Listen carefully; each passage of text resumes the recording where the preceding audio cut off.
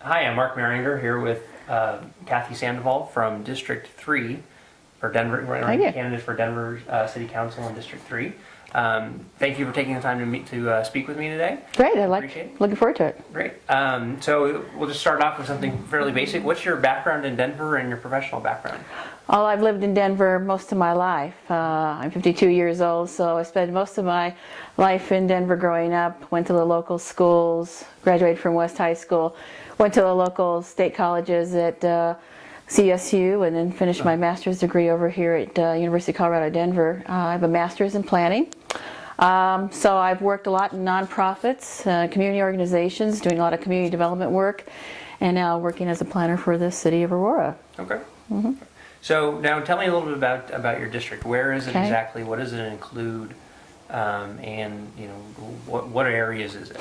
It's in central southwest Denver, I guess you could refer to it that way. Okay. I live in Villa Park, which is on the northern border of it, so it generally starts at about 12th Avenue from Federal to Sheridan and goes down to about Florida. There's a little section of it that goes east of Federal towards Zuni in that area. So it encompasses a good few neighborhoods in that area. Okay. So does it include Invesco Field? Not quite. Oh, okay. Well, Not quite. No. important We're very landmark close for me. neighbors. Very close neighbors. Okay. So you live out there and then commute all the way over to Aurora? Yes, I do. Oh, wow. That's It only takes me half an hour. okay. Well, that's not bad then. Yeah. But one of the issues, though, facing your district is transportation. That's because right. You're going to be getting the new fast track lines and stuff. So, That's right. Well, so tell me, how do you see the new transportation issues sort of impacting things? It's going to happen very quickly, I think. I've been working on it ever since the environmental impact study as a neighborhood activist, and it could really change a lot in our neighborhood, and that's one thing that really we're keeping in touch with it to make sure that our input keeps going in there.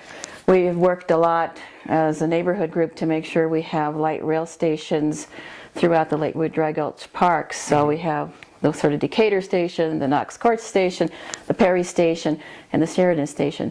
And we did that deliberately, or wanted to push that idea forward so it had neighborhood access. So we wanted to have access as a community from the West Colfax neighborhood as well as Villa Park and the adjoining areas to this light rail system. I think we're seeing a lot of potential new development that could come with it. I certainly would like to see with the federal sort of Decatur area that redeveloped into more of a transit-oriented mixed-use type of zoning, so we can have some really needed development. It hasn't had much new properties develop in that area. I think the last one was the Human Services Building that the city put there. So that really could benefit from a lot of potential redevelopment, and Federal is a very well-used corridor. The same thing I also see sort of on the Sheridan side. We're going to have a garage there along 10th and Sheridan. That little sort of quirky section actually is in Denver.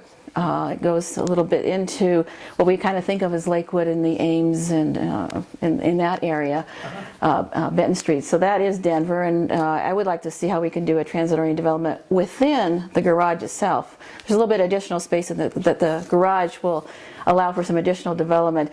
And again, the Sheridan side hasn't seen much development in umpteen years, and that certainly could benefit from that. So I think there's a lot of new opportunities. We have a West Colfax plan that was developed in partnership with the neighborhoods to look at how this West Corridor can impact also improving West Colfax. So I think we're hopeful that it's going to turn into some real pluses for the community.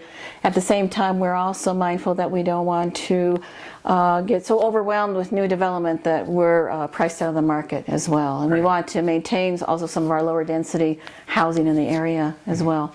So how do you see, I mean, you mentioned potentially having some transit-oriented developments in the areas. What specifically do you kind of envision for those areas? I guess I would like to see some local services, whether it be a small restaurant or a coffee shop or food service. I think on the Federal side, we used to actually have a grocery store in sort of the Avondale Shopping Center complex. Years ago, there was a Safeways there.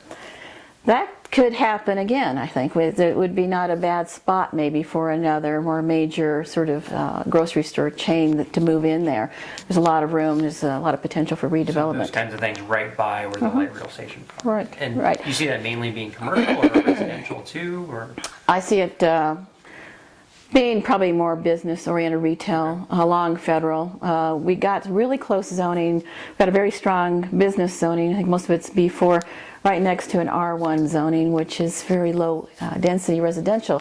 So when we talk about redevelopment, we also need to look at how we can transition so that it's not such a black and white contrast between all of a sudden a 3-story building and a single-story house. Right. So I'm hoping that there'll be some transition between that and Federal to the residential areas, Okay. so that we can have some more mixed use and mixed income.